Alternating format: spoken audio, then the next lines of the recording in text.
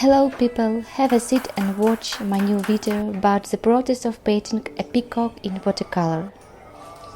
Preparing my workspace helps me get in the mood to work and overcome my fear of the white sheet.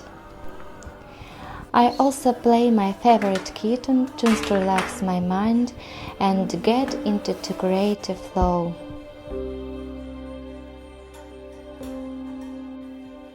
I'll be painting with large calligraphy brushes. They can hold their shape so they can be used to paint large planes and small details. The colors I'm going to paint with will be prepared in advance on a palette. I stick to this technique. First I apply a light tone of paint.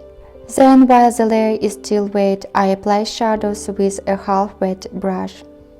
There should not be a lot of water on it, otherwise it will not be possible to apply dark shadows.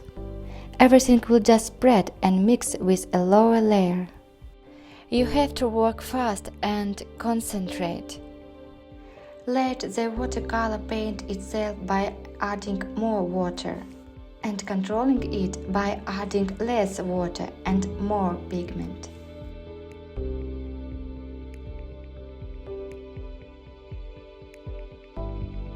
I never paint a whole picture at once. I have a fragment until the next day, so that I don't get tired.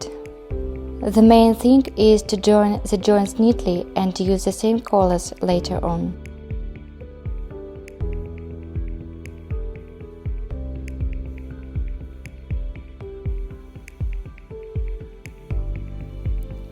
It was very difficult to paint a peacock. At first, everything went easily and quickly, thanks to a good drawing. But then I almost ruined the work. But about this later. But for now, admire how skillfully and easily I can draw.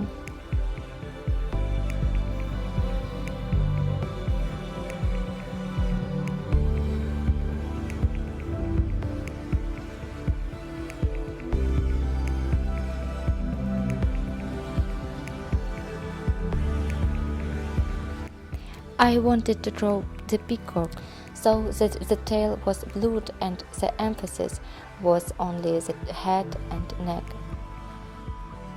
I started to draw the peacock's tail and my eyes started to blur. I started to get lost. I didn't realize what round part I was drawing now. I ended up with a mess.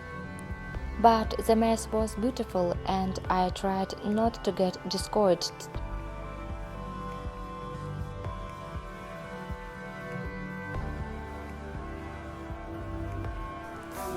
Working and spending time with my children kept me going. And in some cases, I took a break for a day to be with my family or answer a message from various of my paintings. Of course, meditation and spiritual practice also helped me. I was already thinking of abandoning the order. But I don't like to quit when something doesn't work out, as I feel like a failure. So I decided to leave it as it is. Finish the flower and the background next to it. And then take a break.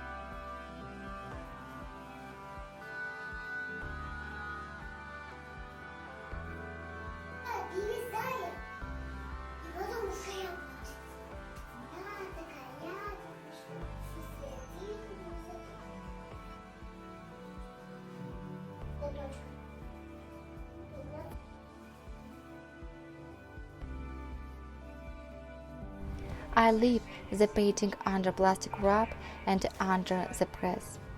That way my watercolor will retain moisture. And the next day it will be damp and I won't have to moisten it.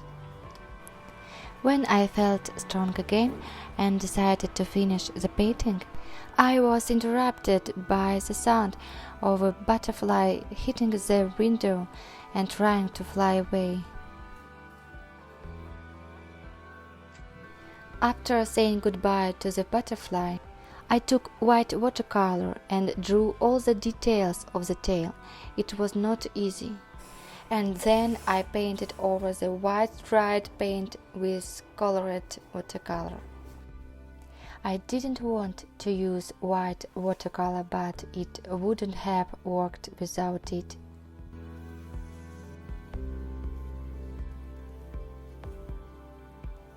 How do you think I managed to get it right?